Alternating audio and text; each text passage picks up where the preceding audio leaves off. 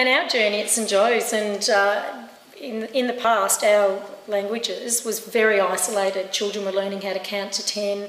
They learn a little bit about the culture, but they were basically, and data show that they were really low in their sense of a level of engagement, and their intrinsic motivation to really learn and want to know about the world. Their general knowledge is not as good as it should be. So that's when we've sort of went, right, what are we doing with these kids? We're not equipping them to be living in a future world with what we were currently doing.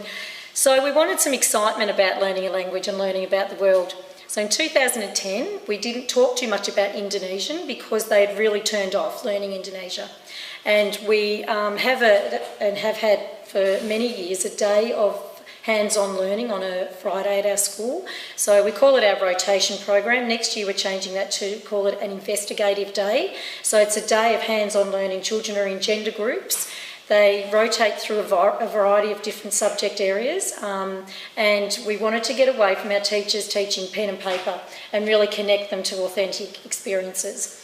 And that's been a great success, and we're now, with our inquiry learning, seeing that we need to make changes again to that. So next year is going to be a totally new look, and it's going to be student-led investigative learning. They do an hour literacy and an hour numeracy on a Friday morning, and the rest of the day is all about embedding their inquiry topic for the term. Not keeping their inquiry topic in isolation, but allowing kids to really look at big questions and really lead their learning on that day. So in 2010, we just did a general focus in our rotation on Asian studies.